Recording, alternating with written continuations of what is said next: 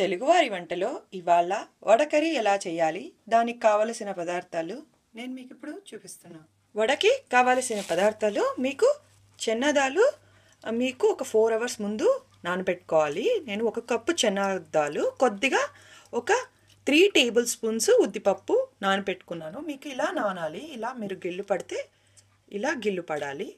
ఆ తర్వాత onions 1 cup, అల్లము పచ్చిమిరపకాయలు ఇలా మీరు సెమీ గ్రైండ్ చేసుకోవాలి. నేను 1 inch అల్లము 2 పచ్చిమిరపకాయలు తీసుకున్నాను. ఉప్పు. ఇది వడకి కావాల్సిన గ్రేవీకి కావాల్సిన పదార్థాలు. మీకు ఆనియన్స్ ఒక 2 ఆనియన్స్ మీరు ఇలా సన్నగా తరిగి పక్కకు పెట్టుకోవాలి. ఆ తర్వాత మీకు టమోటాలు వచ్చి నేను 4 టమోటాలు ఉడకపెట్టి నేను గ్రైండ్ చేసి పక్కకు పెట్టుకున్నాను. మీకు గసాలు 2 tablespoons. ఆ తర్వాత మీకు పుట్నాల పప్పు 3 tablespoons, కొబ్బరి ఒక 1/2 కప్పు, చింతపండు నిమ్మకాయ సైజ్ అంతా. మీకు గ్రేవీ కావాల్సిన ఇవన్నీ అనమాట. జీలకర్ర 1 tablespoon. ఆ తర్వాత ధనియాలు 1 tablespoon. క్యాష్యూస్ ఆప్షనల్, మీకు కావాలంటే వేసుకోవచ్చు, లేకపోతే లేదు. బెల్లం కొద్దిగా రుచికి, ఉప్పు తగినంత, కారం అండ్ పచ్చిమిరపకాయలు నేను 2 తీసుకున్నాను. మీకు ఏది కావాలంటే మీ ప్రిఫరబుల్ పట్టి మీరు తీసుకోవచ్చు. పోపు కావలసిన సామాన్లు, కొత్తిమీర. ఇవి గ్రేవీకి కావాల్సిన పదార్థాలు. ముందుగా మనము ఈ నానబెట్టుకున్న దాన్ని మిక్సీలో వేసుకోవాలి.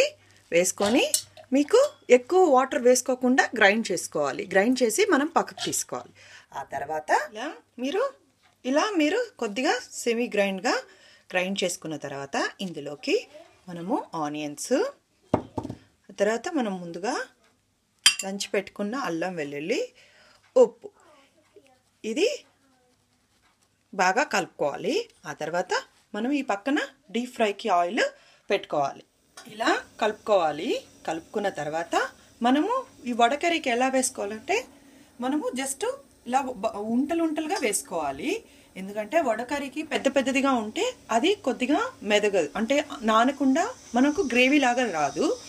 ఇప్పుడు నూనె కాగిన తర్వాత మనము ఇలా చిన్న ఉండలతో ఇప్పుడు మనం వేసుకున్నాం కదా, ఇంత ఉండల్ని ఇలా మనము వేసుకోవాలి. అలా మొత్తము మనం తీసుకున్న పిండినంతా మీకు ఇది 3/4 వేగాలి, ఎక్కువ వేగకూడదు. సో ఇలా వేసుకొని పక్కకి తీసుకోవాలి. మీకు వేసుకున్న తర్వాత మీకు ఎక్కువ గోల్డెన్ బ్రౌన్ ఏం అక్కర్లేదు, జస్ట్ మీకు ఇలా వేసుకొని సగం వేగిన తర్వాత తీసుకోవాలి. ఎందుకంటే ఎక్కువ వేగక్కర్లేదు, మనకి ఎక్కువ క్రిస్పీనెస్ వస్తే కూడా వడకరీలోకి బాగా రాదు. సో మనము ఇవన్నీ ఇలా వేసుకున్న దాన్ని మనము ఇలా ఈ మాత్రం వేగితే సరిపోతుంది. దీన్ని ఇప్పుడు మనము టిష్యూ పేపర్లోకి తీసి పక్కకు పెట్టుకోవాలి. ఇలా మీరు వేపుకొని ఇంత సైజ్ అయితే మీకు వడ కర్రీలోకి, ఈ గ్రేవీలోకి ఈ వడ బాగా నానుతుంది. ఇలా చేసి పక్కకు పెట్టుకోవాలి.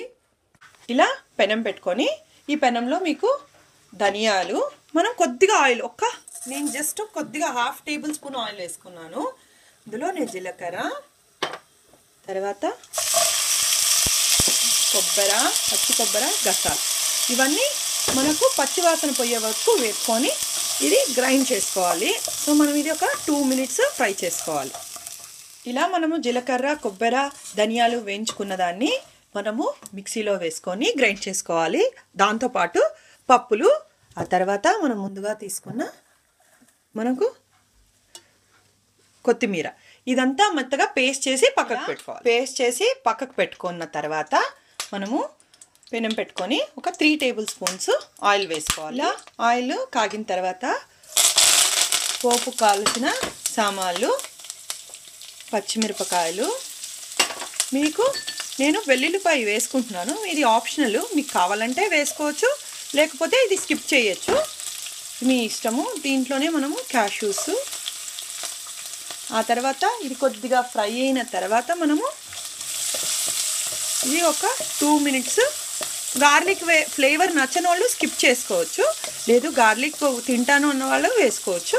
ఇందులోనే ఆనియన్స్, ఇది బాగా ఫ్రై అయిన తర్వాత మనము మిగతా ప్రాసెస్ చేసుకోవాలి. ఇలా మీకు చూసారా ఒక 3/4 వేగిపోయిన తర్వాత మనం ముందుగా రుబ్బి పెట్టుకున్న గసాలు, కొబ్బరి ఇది మనము ఇందులోకి వేసుకొని బాగా ఉడికించుకోవాలి.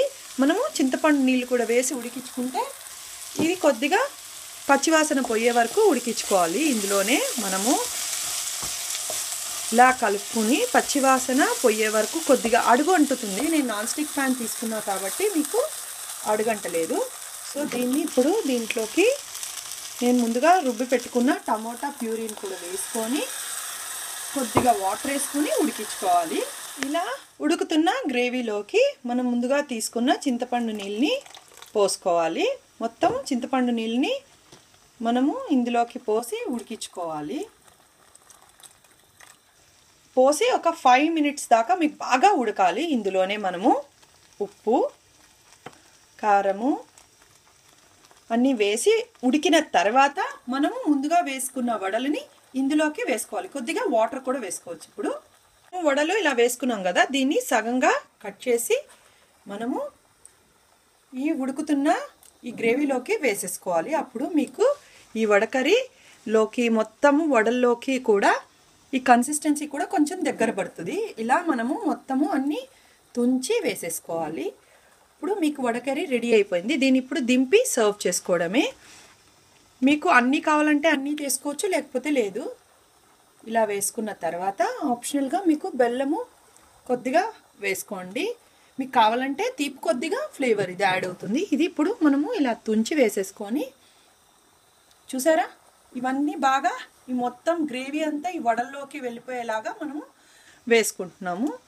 అంతే, ఎంతో సింపుల్గా వడకర్రీ రెడీ అయిపోయింది. ఇప్పుడు దింపి సర్వ్ చేయడమే.